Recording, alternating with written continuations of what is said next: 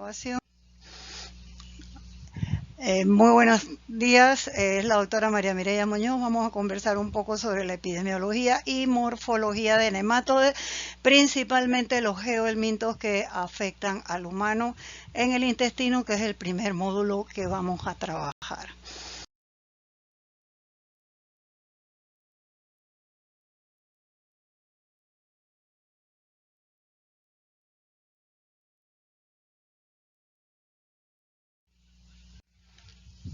Como ustedes pueden ver, Ascaris lumbricoides, Ancylostoma y Trichuris son parásitos de vieja data. Ascaris lumbricoides se ha encontrado en ovas de coprolitos en humanos de 2227 años antes de Cristo y los ancilostomas 3350 años antes de Cristo. Trichuris en la América precolombina 2000 años atrás. Sin embargo, hoy por hoy son las tríadas que genera mayor cantidad de afecciones parasitarias a nivel del intestino en el humano con sus complicaciones.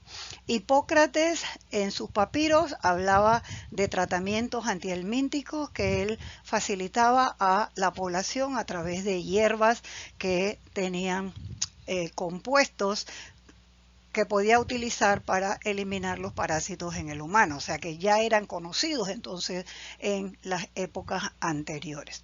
El orden de acontecimientos que vamos a estudiar involucra el nombre del parásito, el ciclo evolutivo completo, infecciones y o patologías que provoquen, diagnóstico de laboratorio parasitológico, inmunológico, molecular y además la epidemiología para evitar la transmisión y una vez que se dé, cómo poder controlar. Como ven, la proliferación de los nematodes tiene mucho que ver con muchas características ambientales. Dentro de ellos, el tipo de suelo. Suelo con humus, suelo arenoso, suelo arcilloso, con mucho barro, son los suelos que van a preferir los diferentes tipos de parásitos que vamos a estudiar, o sea, los geohelmintos básicamente. La temperatura de 13 a 37 grados, el pH de 4.5 a 7.5, la radiación ultravioleta del sol debe estar protegida a través de árboles altos, sobre todo porque mata las larvas y o el embrión que está dentro de los huevos. La vegetación es un factor importante también porque las raíces tienen follajes que controlan la temperatura y además el exceso de vegetación hace que ocurra fermentación y por ende acidifica los suelos. La humedad tremendamente importante, controlada y es algo usualmente que tenemos nosotros en nuestro medio. La condición socioeconómica se relaciona con la tenencia de agua potable y la tenencia de letrinas. Si no existen, esas son las mayores condiciones de riesgo dentro de lo que es la condición socioeconómica.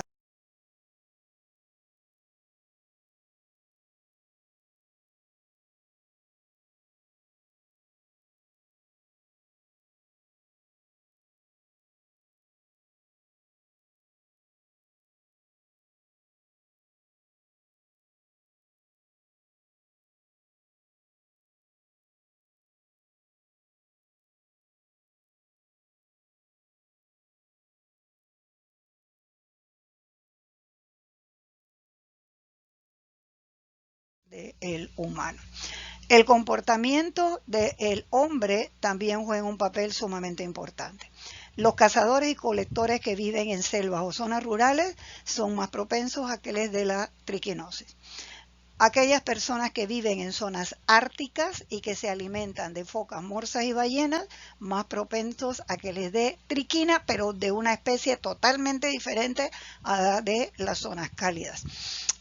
Aquellas personas que viven en zonas frías, en donde hay zorros plateados y sobre todo que se dedican a la preparación de pieles, hay que matar al animal, muchas veces tienen contacto con sus excretas, ahí tenemos la proliferación de la hidatidosis multilocular.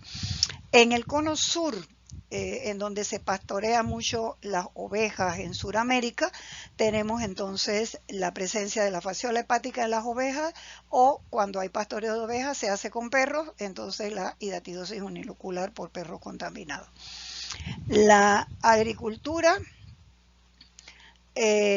tenemos la eschistosomiasis con arroz bajo inundación, ¿verdad? En donde tenemos la característica de la penetración activa de la larva en el eschistosoma, y los agricultores que trabajan con tierra, entonces también tenemos la posible penetración a través de sus manos o de sus pies expuestos.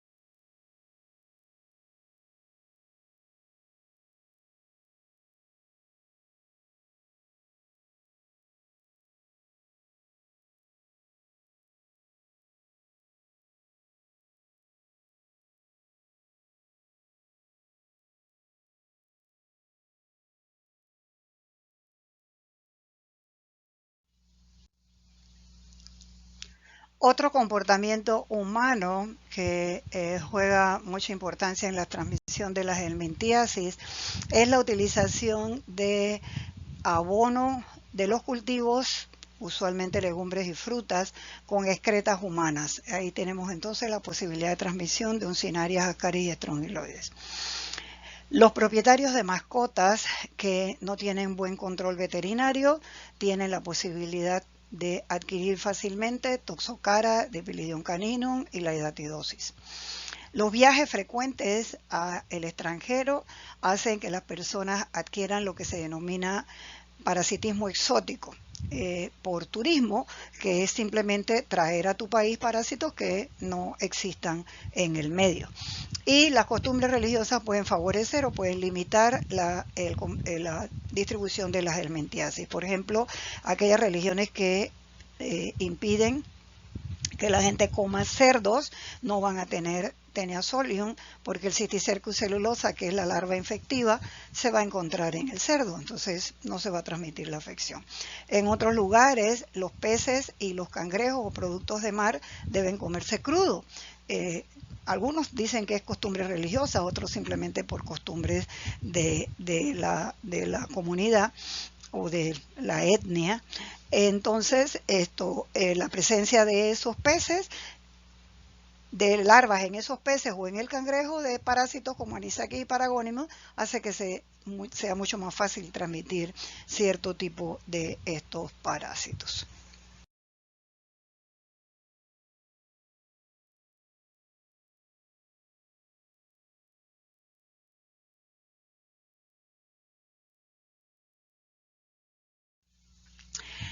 Vamos a hablar de lo que es la epidemiología también para cada uno de los parásitos, que es el estudio de los estados de salud de poblaciones humanas y de los factores que determinan esa distribución. Al hablar de epidemiología vamos a manifestar la prevalencia, que es el número de huéspedes infectados con uno o más parásitos, porque en los helmintos es muy frecuente tener un multiparasitismo de una especie particular o relación taxonómica. Se va a expresar siempre en porcentaje y se aplica a las infecciones.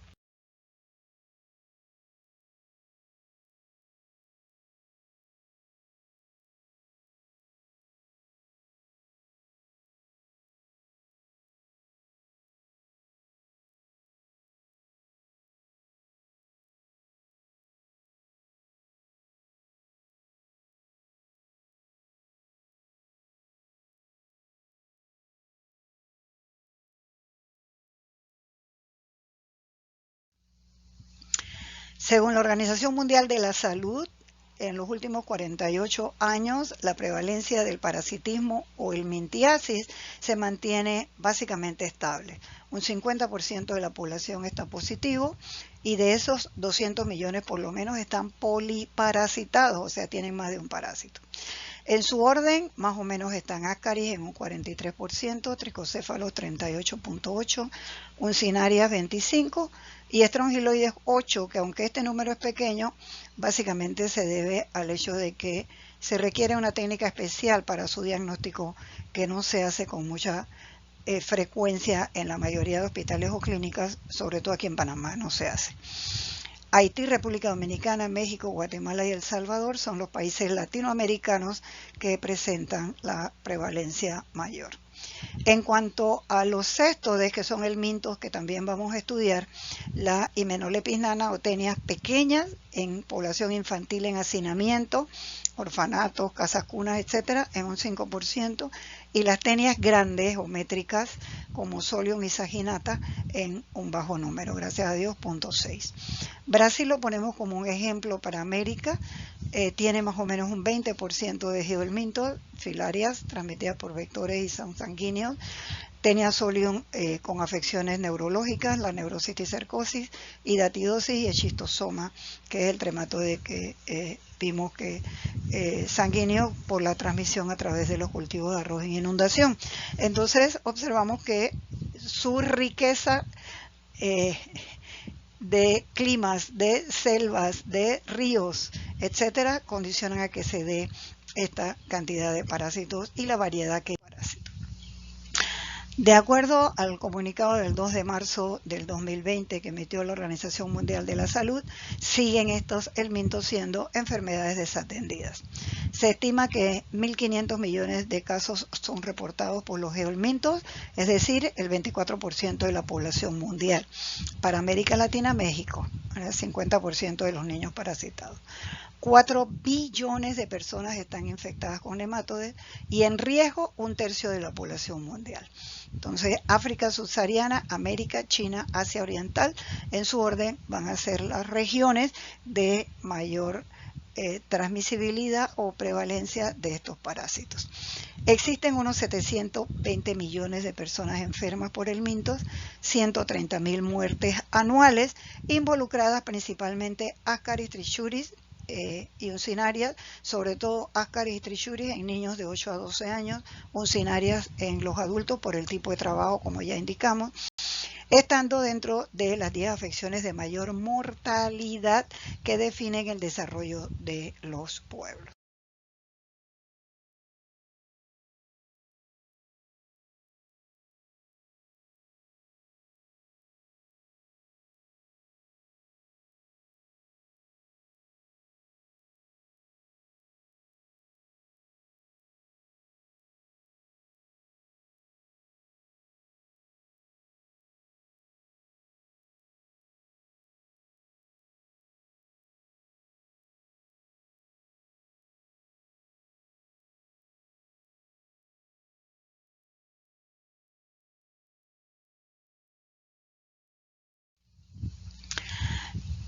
A nivel de infecciones, estamos entonces en tercer lugar. Recuerde que la persona puede infectarse, pero no puede tener patologías o no puede generar, ¿verdad?, ningún tipo de sintomatología. Y eso es a nivel de lo que define una mayor prevalencia mundial.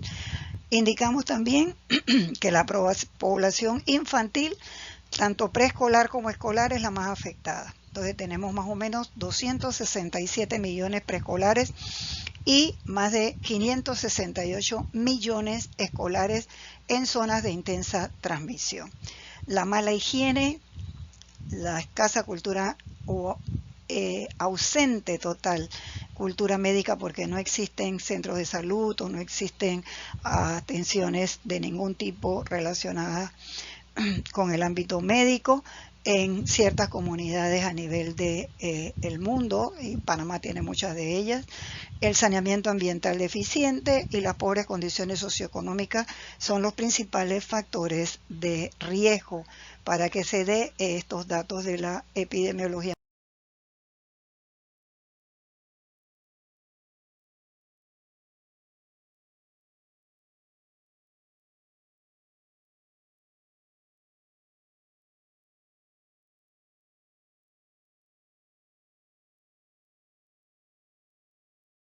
Mundial que señala la OMS. Los ABAD o años de vida ajustados a la discapacidad en los niños se ve mucho por la inasistencia a la escuela, por las condiciones de enfermedad o sintomatología que presenten los preescolares. Existe un 67% de niños todavía en riesgo en zonas que presentan las mejores condiciones para que la transmisión de los elementos se dé. Los DALIs o años de vida ajustados por incapacidad, sobre todo en la población adulta que no va a trabajar o que no tiene condiciones físicas de las mejores para el desenvolvimiento laboral, entonces la funcionaria es con 3.2 millones. Las recomendaciones de la Organización Mundial de la Salud: para los países con prevalencia de más de 20% hay que dar el tratamiento masivo una vez al año. Está en negrita porque Panamá está dentro de ese rango.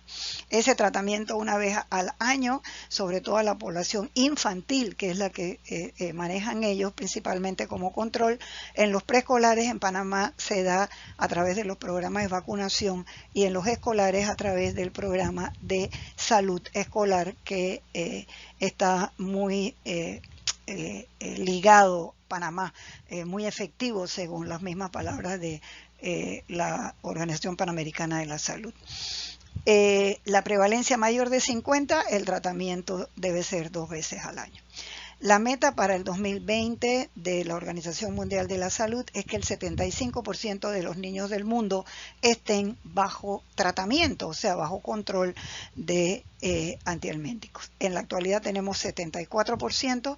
A diciembre esperamos cubrir estos millones que faltan para lograr entonces la cobertura que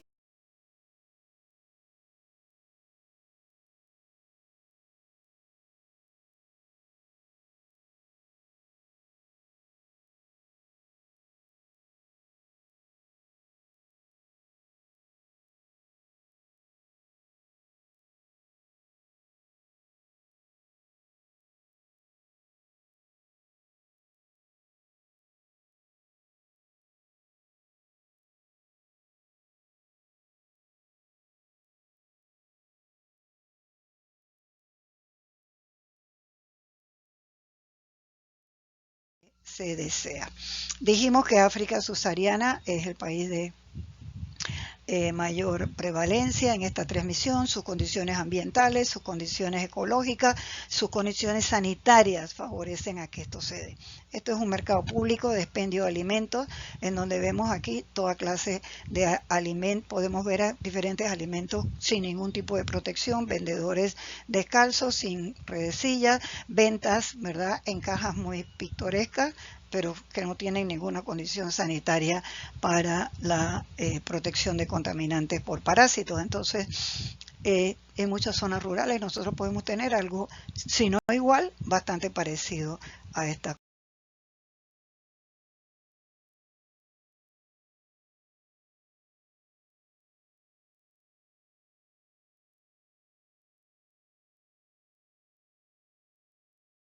condición.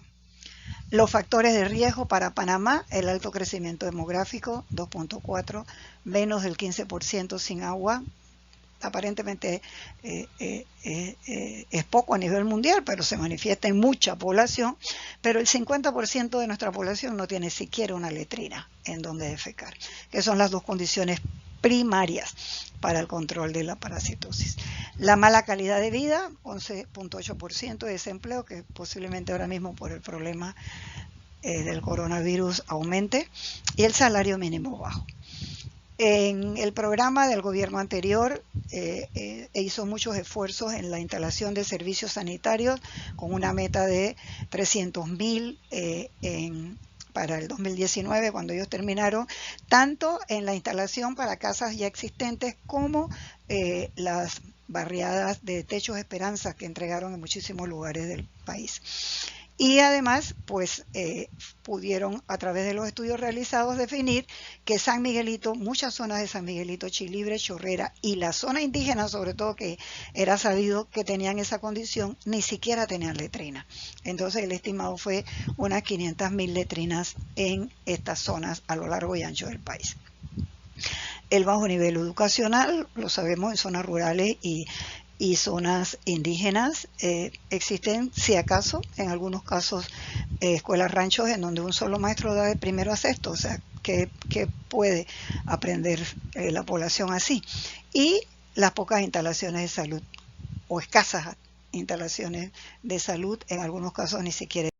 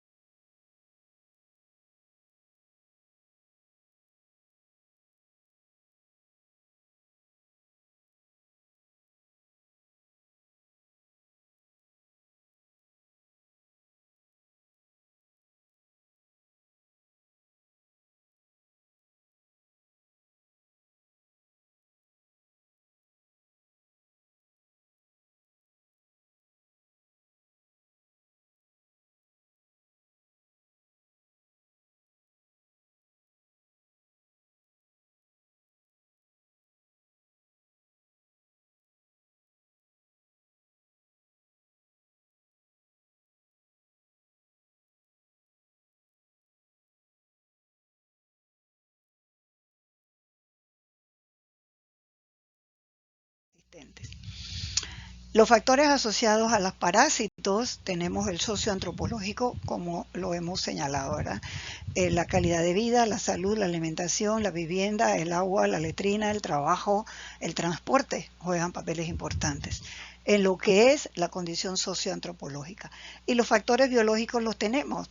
Tenemos humedad, tenemos temperatura, estamos en el cordón ecuatorial, tenemos reservorios, huéspedes y condiciones que favorecen entonces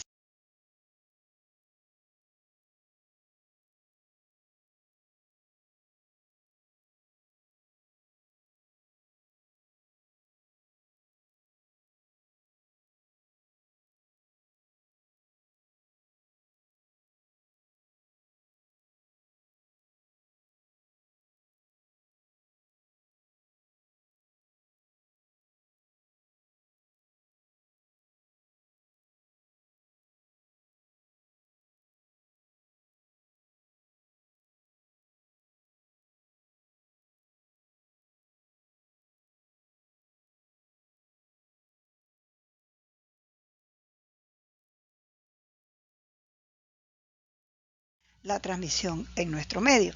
Por ende, el modelo de responsabilidad para enfrentarse a la parasitosis debe ser compartida.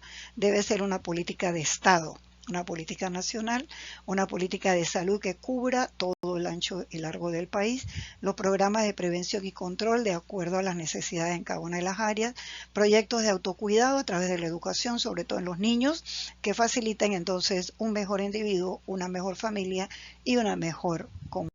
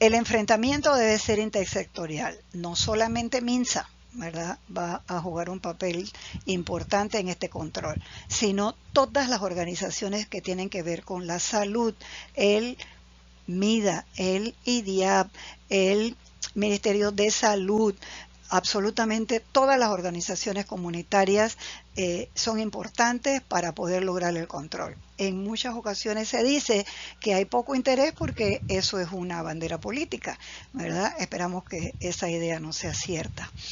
A nivel del control también debe ser interdisciplinario, no solamente los médicos se pueden echar a la espalda la carga del control de estas parasitosis. Tienen que ser los veterinarios, ecólogos, biólogos, químicos, bioquímicos, farmacéuticas, enfermeras, educadores, para convencer de una manera u otra a los gobernantes de cada una de las regiones de que estas afecciones son letales y es importante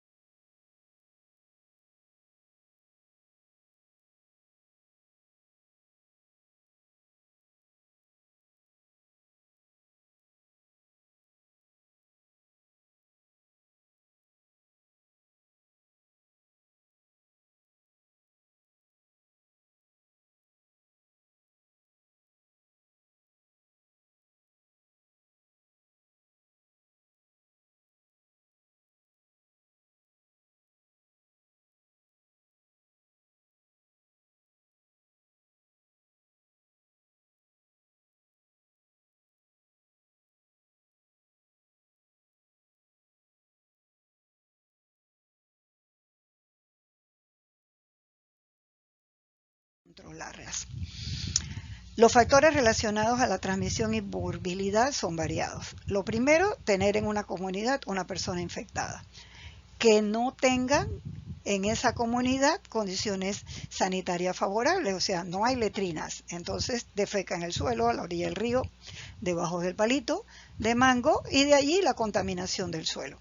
Tenemos las condiciones ecológicas favorables, ambientales, ya las dijimos las 6 que son importantes. Y luego que los individuos sanos de esa comunidad se contacten con ese suelo infectado. Ya tenemos la comunidad positiva, ¿verdad? La inmunidad y la nutrición van a ser un papel importante. Inmunidad y nutrición deficiente aumenta el parasitismo. Por eso en los niños es muy importante ese control. El sexo no afecta, es lo que hagas fuera de tu casa. Es lo que va a condicionar que te contamines o no. La edad sí es importante. Los niños son muy propensos a jugar en tierra, entonces Ascaris trichuris se da con mucha mayor frecuencia en esta población. Y los adultos, como dijimos, por su tipo de trabajo, es mayor condición de que se den las oncinarias. Las costumbres religiosas, ya hablamos de que en algunos casos controlan, en algunos otros casos, o sociales, pues, en algunos otros casos permiten la proliferación de las afecciones. El control por tratamiento. Definitivamente que el tratamiento masivo de los escolares y preescolares en riesgo baja los niveles de infección, y ya dijimos en qué campañas lo hacemos en Panamá. La educación a la salud, tremendamente importante por el ministerio, sus componentes, y el Ministerio de Educación y sus componentes, ¿verdad? Entonces el lavado de manos, el uso de calzado, el que no coman tierra, el que no hagan la pica, o sea, llevarse objetos a la boca que estén contaminados con tierra, el tener agua potable, el manejo adecuado de los alimentos y la limitación de áreas de juego también juegan un papel tremendamente importante, sobre todo en los niños, en el control de toxocara.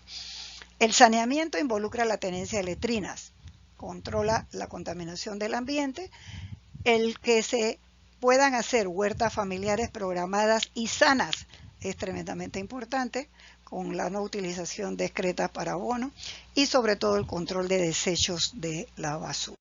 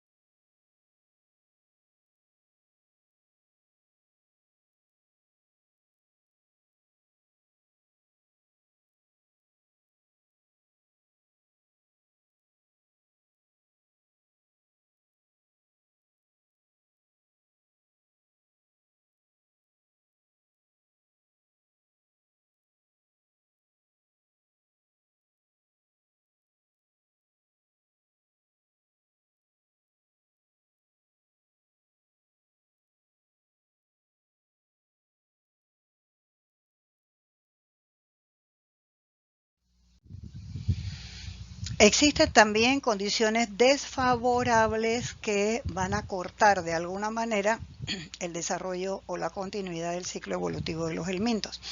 El primero, la desecación de los suelos. En veranos largos y muy calientes o en zonas como el Sarigua no vamos a ver el desarrollo o continuidad de ningún ciclo evolutivo de los helmintos que vamos a estudiar.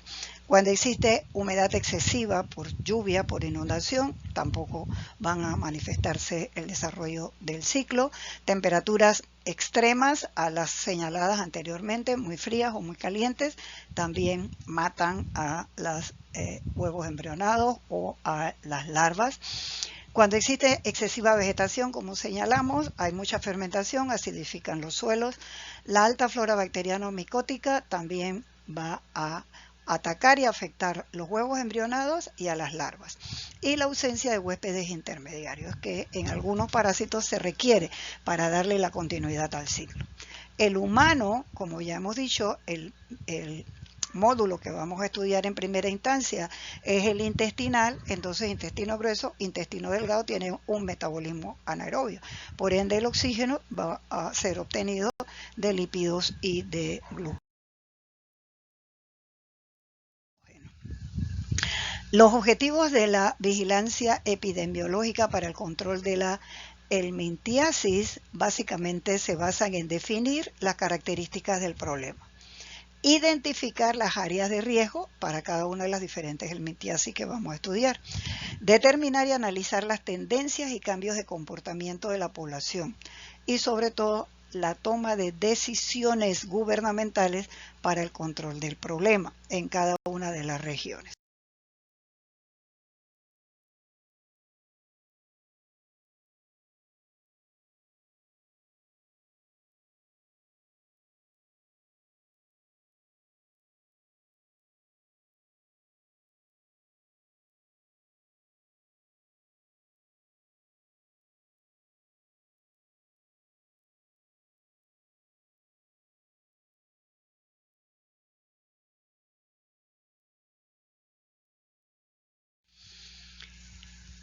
Por parte del huésped, señalamos que la respuesta inmune es tremendamente importante para el control de los nematodes y varía de acuerdo al grado de maduración. Como los niños todavía no tienen un sistema inmune muy bien desarrollado dependiendo de la edad, entonces por eso están en riesgo de que generen patologías cuando se infectan. Por parte del humano competente inmunológicamente hablando, puede desarrollar lo que se conoce como la inmunidad esterilizante, que significa controlar totalmente el parásito. Se infecta, pero simplemente lo puede controlar y no genera ningún tipo de síntomas ni patología. Lo elimina completamente. Por parte del parásito, hablamos de la inmunidad concomitante, que lo hacen los cestodes grandes, en donde ellos excretan sustancias que van a inhibir en una forma directa la penetración de los estadios infectantes de ellos mismos.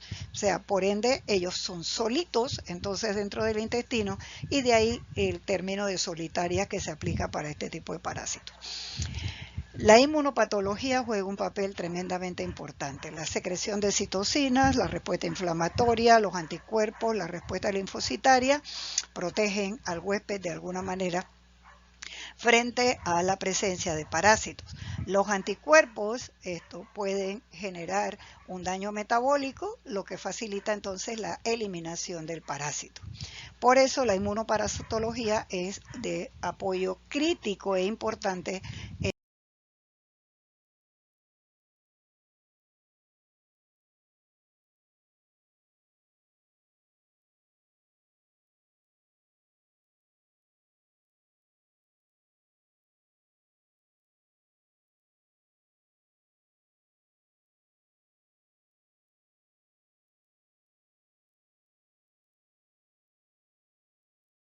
la clínica. Aquí vamos a ver un esquema muy somero de cómo puede provocarse una buena respuesta inmune una vez que el huésped es invadido por un nematode. Aquí tenemos el parásito entrando a la mucosa intestinal y va a estimular cualquiera de estas tres vías. El daño al tejido, la producción de antígenos de excreción-secreción y factores desconocidos. El daño al tejido y los antígenos de excreción-secreción estimulan las alarminas que levantan las interleucinas 33 y 25, aumentan los linfocitos TH2, esos a su vez las interleucinas 13 y 4 y luego los mastocitos que aumentan las células T, CD4 precursoras, que son importantes en el control. Y por los factores desconocidos, precursores de la médula ósea, bajan la interleucina 12, aumentan la 10 y luego también aquí la proliferación final de células T, CD4 precursoras. El objetivo final de todo esto es de que la respuesta inmune de alguna manera controla, ¿verdad?, la presencia de parásitos, dependiendo qué tipo de parásitos, dependiendo el tamaño también de el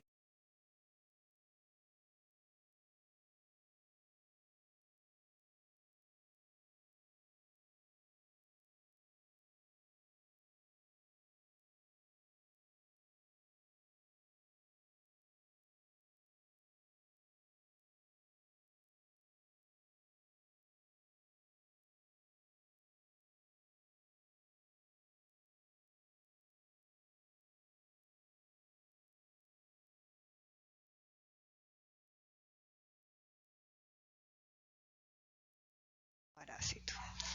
Los mecanismos de infección de los helmintos son variados.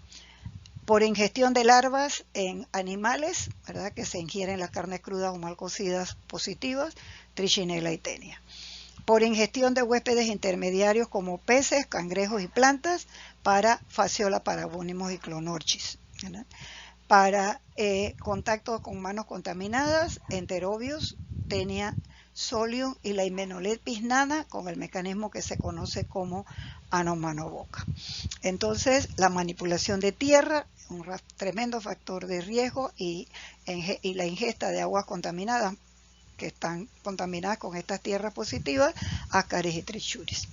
La penetración activa a través de la piel de uncinarias y estrongiloides y la transmisión congénita, Trichinella, Ascaris, Toxocara y uncinarias, que en la uncinariasis se estima más la transmisión lactogénica, ¿verdad?, muy ya verificada en África. No hay transmisión de persona a persona, es lo importante que hay.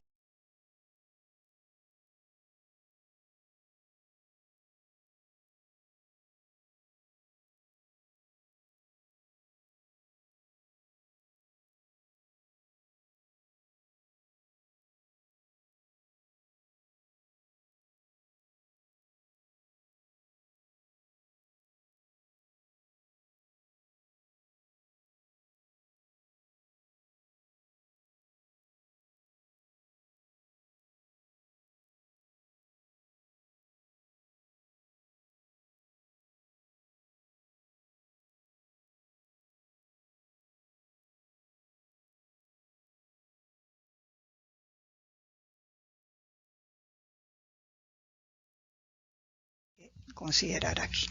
Entonces, tanto a nivel infantil, en donde los niños están malnutridos, no crecen, no se desarrollan física, sexualmente ni cognitivamente, como a nivel adulto, en donde hay disminución de trabajo y baja producción, las dos requieren atención médica. Esa atención médica eleva el costo de el rubro salud en los diferentes países del mundo, porque requieren médicos, en algunos casos, camas de hospitales, atenciones de enfermera, atenciones de las farmacias, uso de medicamentos que aumenta totalmente el costo del sistema de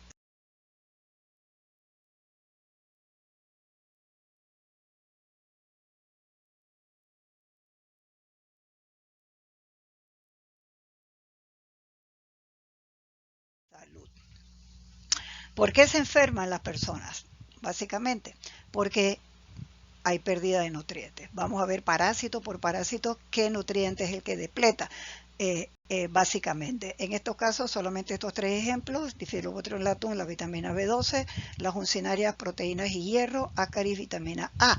Entonces, cada uno de ellos va a generar deficiencias en crecimiento y la diferenciación. También hay acción tóxica. Los parásitos que entran por vía de la L3 a través de la piel secretan hialuronidasas y metaloproteasas, que son toxinas que irritan la piel. En algunos casos, personas muy sensibles van a generar una lesión de consideración. En las no sensibles, prácticamente ni cuenta de que la larva entró. Existe también una relación de nematodes tisulares como el Onchocerca volvula con su simbionte, que es la Wolbachia, y secreción de endotoxinas que generan ceguera en esta patología.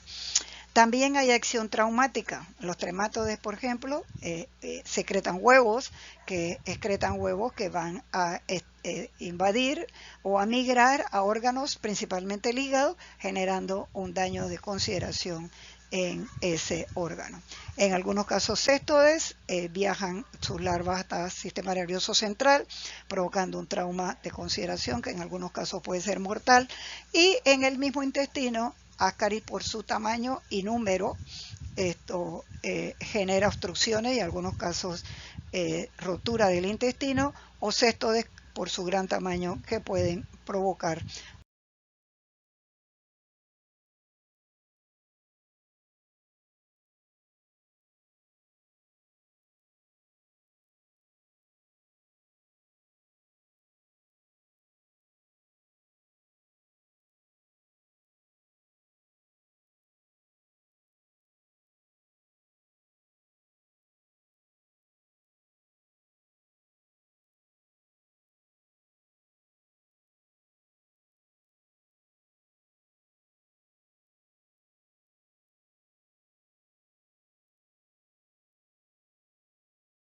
obstrucción también.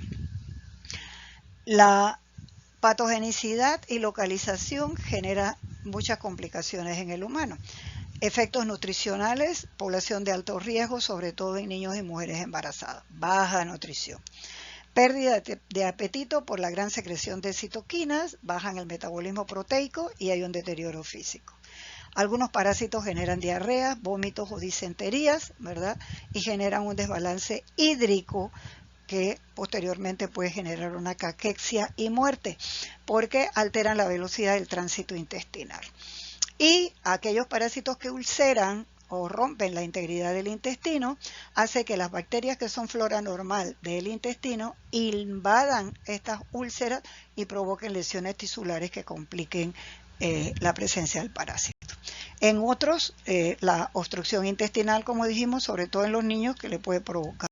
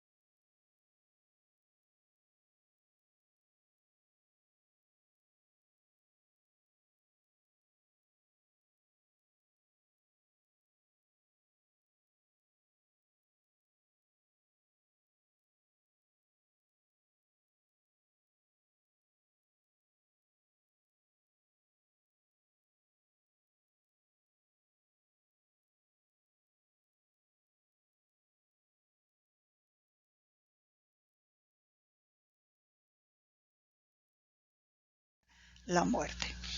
Los daños son variables: obstrucciones en vías digestivas y biliares, sobre todo para Ascaris; exfoliación o erosión tisular para las uncinarias; extracción de nutrientes para Ascaris y enterobios; inflamación intestinal para Trichinella y Trichuris, que penetra la barrera intestinal; secreción de metabolitos tóxicos como Ascaris, que pueden ser shock anafilácticos o alergizantes, esto que generan asmas y exantemas en la población parasitada; o alteraciones del microbioma, porque Ascaris y Trichuris se áctares y enterobios, por ejemplo, se alimentan de el fluido intestinal que tiene bacterias, alteran el microbioma. Trichuris también afecta la presencia del microbioma y eso altera el metabolismo y por ende el sistema inmunológico.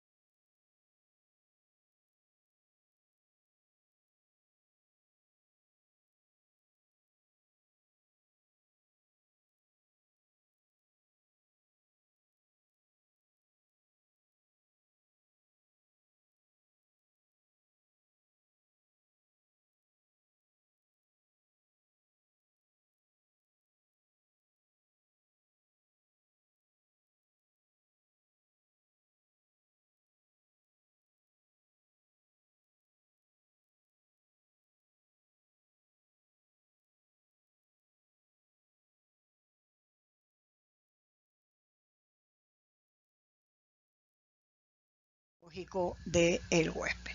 Por eso los efectos entonces, sobre todo en la población infantil, van a ser para las uncinarias, deficiencia de aprendizaje y pérdida de memoria por trichuris, menor peso y talla, la anemia y la toxemia prolongada por el hiperparasitismo, retardo mental por bajo coeficiente de inteligencia, alta inasistencia escolar, por ende la población no aprende, por ácaris y trichuris, por el hiper y multiparasitismo. Por eso es que hablamos entonces, o se habla en algunos artículos, de que la población infantil en el mundo está copada por la trinidad impía, es decir, ácaris, trichuris y uncinarios. En algunos casos hay parásitos que generan nematodes, que generan incapacidad, como el Dracunculus medinensis, que es tisular, o la Wuchereria bancrosti, que es sanguínea, y que vamos a ver posteriormente.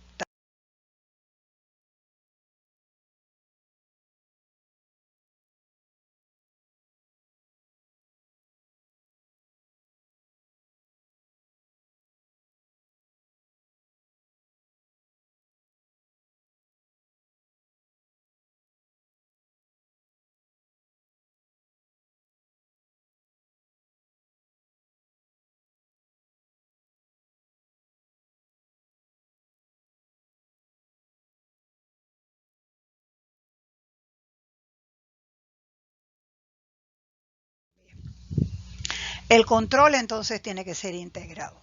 La comunidad, tener estamentos de salud, tener saneamiento, es decir, agua y letrina, y mejoras en su vivienda. La quimioterapia antihelmíntica debe darse en los programas que ya señalamos, sobre todo proteger a la población infantil, pero también con suplementos alimenticios, por lo que los parásitos depletan.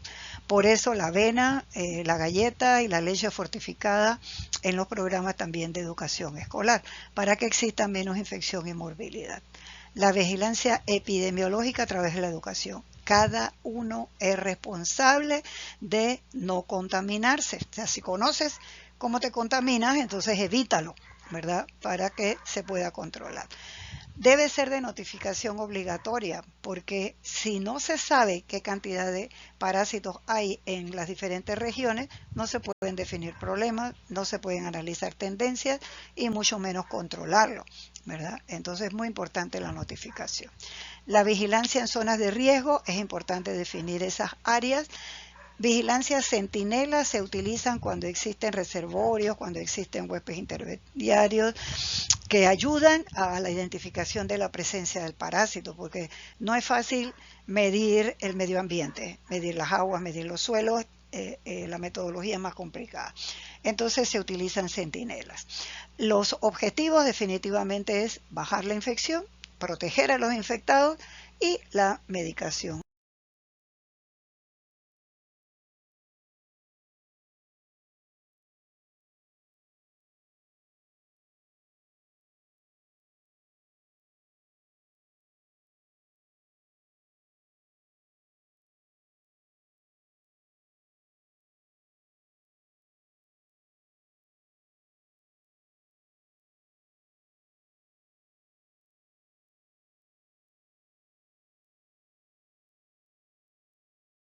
adecuada. Nuevamente, poblaciones de riesgo que hay que controlar según OMS. Niños preescolares, niños escolares, ya sabemos cómo. Mujeres en edad fecunda que deben ser controladas a través de la atención médica, embarazadas en el segundo y tercer trimestre, y los lactantes que tienen que tener un seguimiento médico también. Adultos en ocupación de riesgo, agricultores, ya señalamos cuáles, y sobre todo los mineros.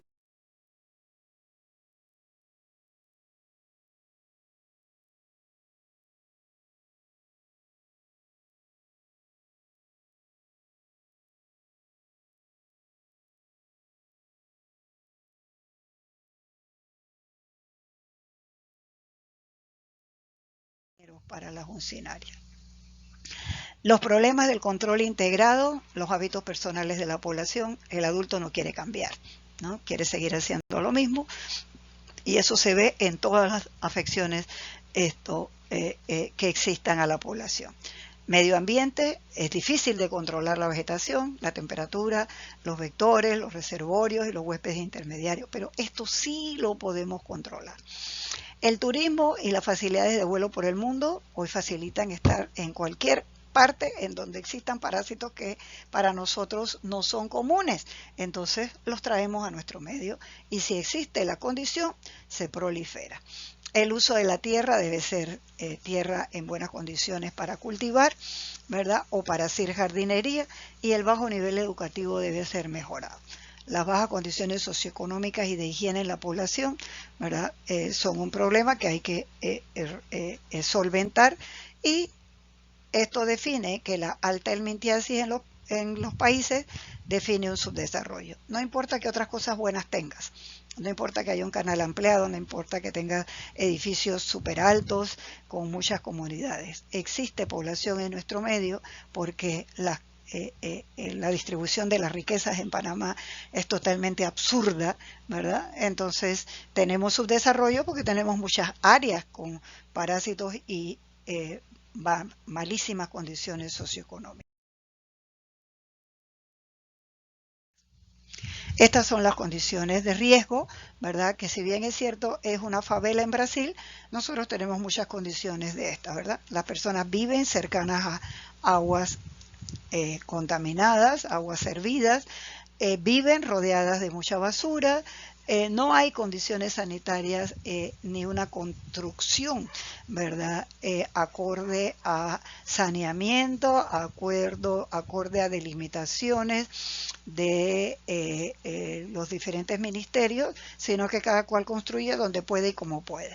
Entonces, esas son las condiciones que hacen. Y esta es la imagen que para diciembre del 2020 la Organización Mundial de la Salud desea cambiar.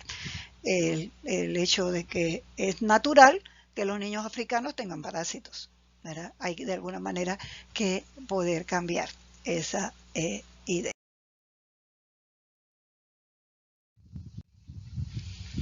Vamos a conversar un poco sobre las generalidades de los helmintos que vamos a estudiar, ya que a fondo es material de estudio a nivel de laboratorio.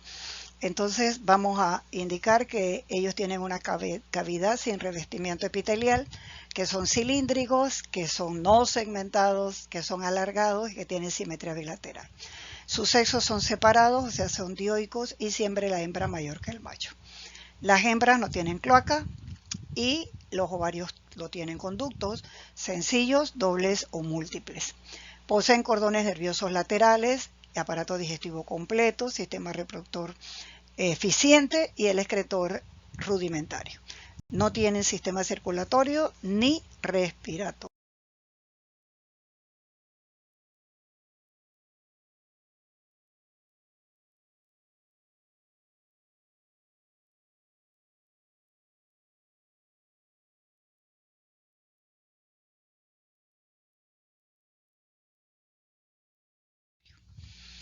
El tegumento está formado por una cutícula elástica, flexible y estriada, que forma la laminar externa y la laminar interna y condiciona la adaptación al parasitismo de acuerdo al tejido, órgano o el lugar en el humano en donde ellos se ubiquen. tienen lípidos y carbohidratos y son responsables de la respuesta antigénica. Por eso también de la evasión de esa respuesta. La cavidad celómica es vacía, sus órganos están colgados y los vamos a ver en una imagen posteriormente. Tienen papilas y órganos sensoriales, ganchos o espinas para la cópula, labios o estructuras armadas en la boca, de lo cual depende la alimentación. Poseen habilidad de sincronizar su ciclo y su hábitat es variado. Suelos, barro, tierra, humus, arena, aguas limpias, aguas contaminadas, ¿verdad? Muy variable el hábitat.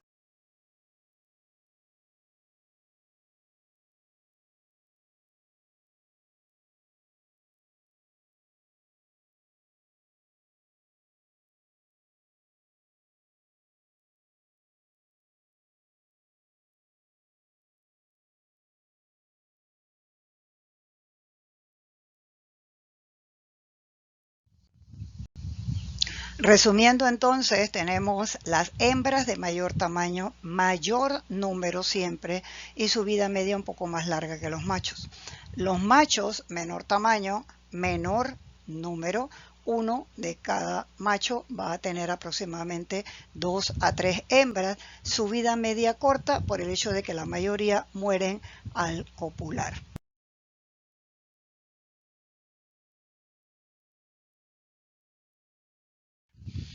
Sincronizan sus ciclos debido al hecho de que el hombre positivo va a estar eliminando huevos fertilizados que en su interior desarrollan la L1 bajo condiciones favorables del medio ambiente, muda ese L1 a L2 y ahí podemos nosotros ingerirlo por alimentos contaminados humanos o bajo condiciones favorables si es de transmisión vía larval, genera la ecdisis, o sea, la salida de la larva del huevo y se transforma entonces en la L3, que es la larva infectante. Penetra, esto ya tenemos la L3 circulando en cualquiera de las dos rutas, luego muda el L4, gusanos preadolescentes, muda y el adulto, hembras y machos, copulan, el macho muere y ahí tenemos la puesta de huevo por la hembra una vez que ya madure totalmente. Las larvas no tienen sexo, no tienen gónadas, entonces no podemos hablar de larva L1 y L2 hembra ni L1 y L3 macho, ¿verdad? Hablamos de adultos hembras y macho.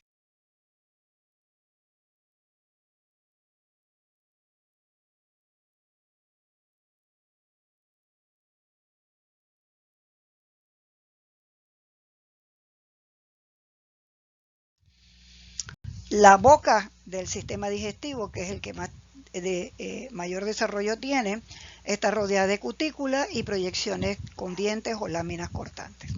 Cuando se relacionan con los labios son odontia, cuando se relacionan con el esófago son onquias.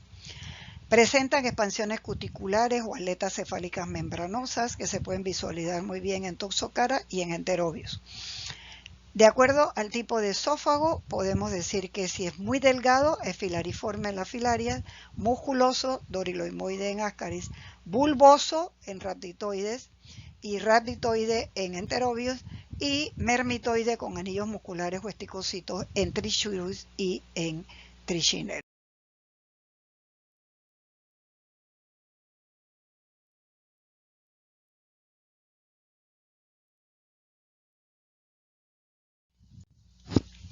Aquí podemos ver los dientes para los ancylostomas, las placas cortantes semilunares para Necator, los labios para Ascaris y las aletas cefálicas membranosas para Toxocara. El sistema nervioso simple inicia en el esófago y luego los cordones se incrustan en la musculatura especializada y corren a todo lo largo del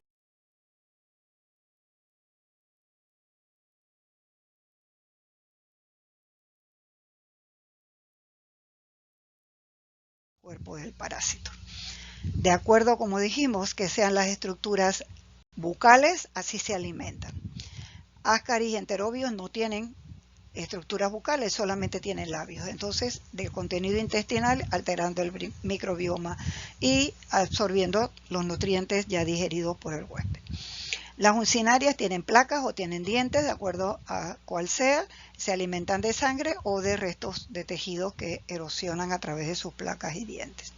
Y Trichuris y Trichinella se alimentan Trichuris de sangre, Trichinella de fluidos tisulares, porque ellos tienen su parte oral, entonces son diferentes las formas de alimentación.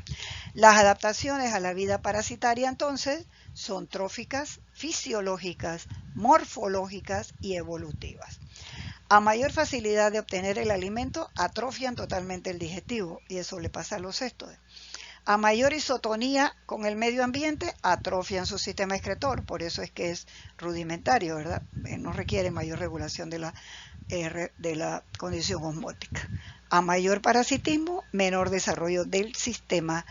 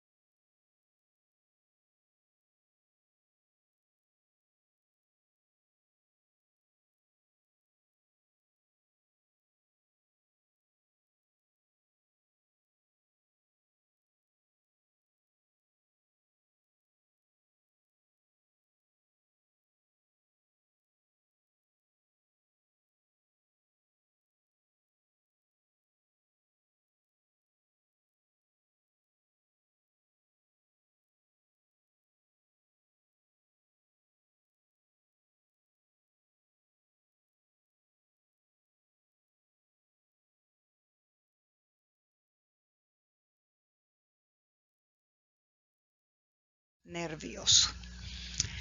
En cuanto a la cutícula, ya sabemos que es la que cubre toda la superficie externa del cuerpo, del parásito, desde la boca, esófago, vagina, poro excretor, cloaca hasta el recto. Contiene queratina, cambia de acuerdo a la respuesta antigénica, y Ascaris se han encontrado 9 regiones en ellas. Está formada por 3 capas: cortical externa, media o matriz y basal. Y bajo la cutícula tenemos la hipodérmica. La hipodermis está unida a la capa basal por la parte superior y a la capa muscular por la parte inferior. Es rica en lípidos, carbohidratos y enzimas y contiene los núcleos hipodérmicos.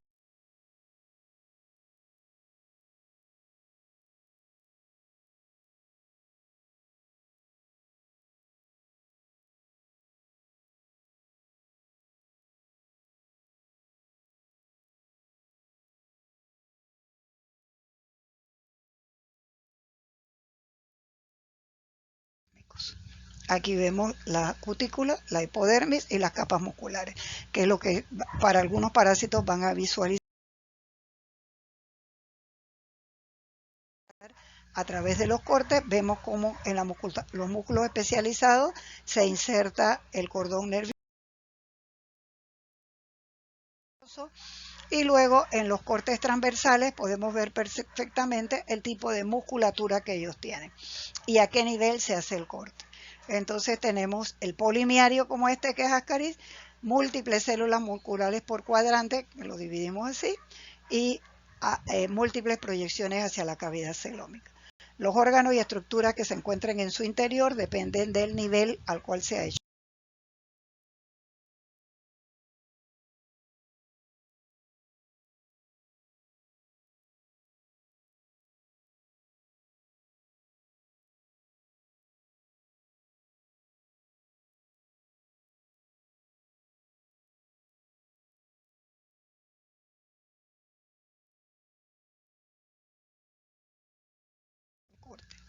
Por esa razón, entonces, el sistema muscular es importante. Tenemos los somáticos, ¿verdad?, que son los no especializados cerca de la hipodermis, y los especializados en donde van a tener varias funciones, sobre todo la de alojar los cordones nerviosos. Las partes no contráctiles musculares son los que alojan la reserva energética, o sea, el glicógeno. El pseudoceloma se encuentra entre la capa muscular y el tracto digestivo y forma lo que es el esqueleto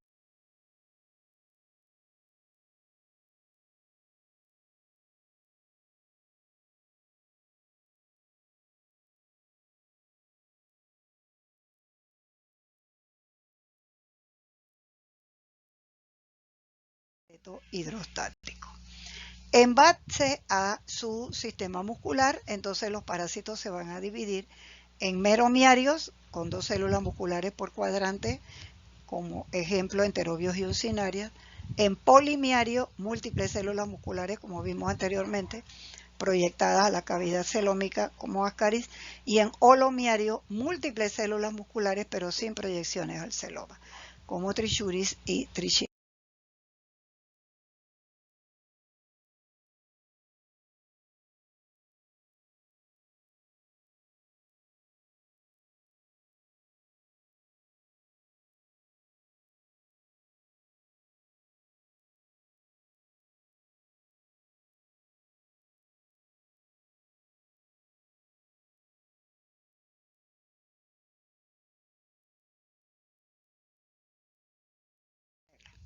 Entonces aquí vemos los meromiarios, los polimiarios y los holomiarios.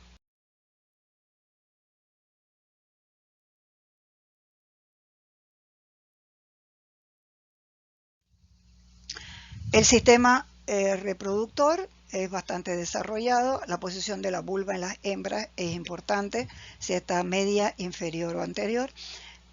Los ovarios simples, dobles o múltiples van a depender entonces de huevos, que en un momento dado estos parasículos dobles. Para las hembras, cuando su testículo es simple, se denominan hembras monodélficas y tenemos los ejemplos de Trichuris y Trichinella. Cuando tenemos los testículos dobles, didélficos, enterobios, Ascaris y uncinarias. Y cuando son múltiples, polidélficos, ¿verdad? Que los vamos a estudiar posteriormente. Un tubo testicular es monorgio, 2 tubos testiculares, diorgio, ¿no? Capacidad entonces de reproducción de acuerdo a la carga de material espermático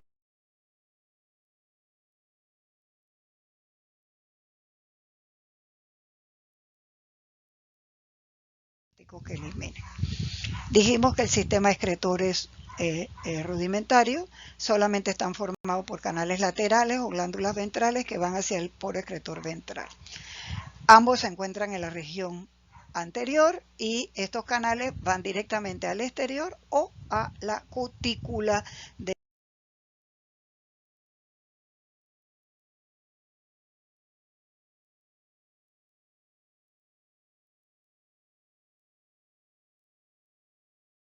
el parásito. Entonces aquí vemos lo que indicábamos de que sus órganos están suspendidos.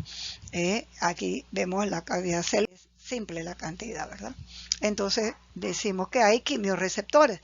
Cuando están en la región oral se denominan ánfides porque están relacionados con el nervio anfidiano o la glándula anfidial, y cuando están en la región terminal o cloacal se llaman fásmides porque se van a encontrar en las especies sin glándulas caudales. Son pequeñas papilas receptoras de estímulos y se presentan en estrogenoides, uncinarias, enterobios y Ascaris sobre todo. Afámidos cuando no tienen ninguno de los dos y tienen estos receptores ausentes en Trichuris y Trichinella.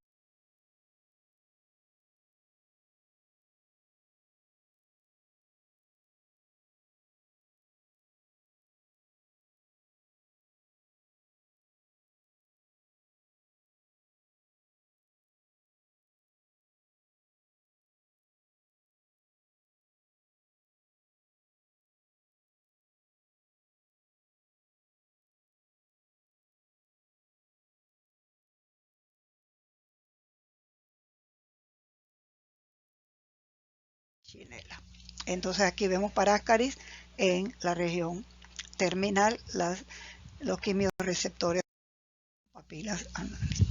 El sistema nervioso dijimos que es simple, pero tiene que ver con la respuesta, motilidad y coordinación. tienen que ver con los procesos neuromusculares y en base a eso se han aislado, identificado y estudiado lo que son los neuropéptidos que tienen que ver con el crecimiento, diferenciación y desarrollo de los parásitos dependiendo de la intensidad y sus procesos reproductivos. Tienen que ver también el sistema nervioso y los neuropéptidos con la localización de los antígenos y los cambios peptídicos para la evasión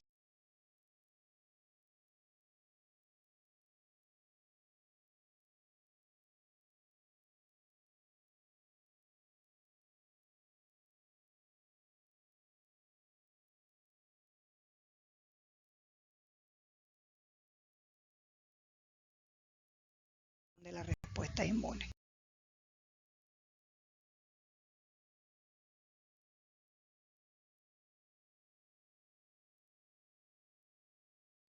Entonces se han estudiado 20 muy bien detallados estímulos sensoriales que están ligados a los mecanismos de óxido nítrico, AMP cíclico, canales de transmisión de la bomba de sodio, potasio y calcio, y en el estudio de drogas contra los helmintos. Entonces, esto era el ligero pantallazo que queríamos ver sobre generalidades del helmintos y sobre características morfológicas muy someras de los helmintos que vamos a estudiar. Muchas gracias.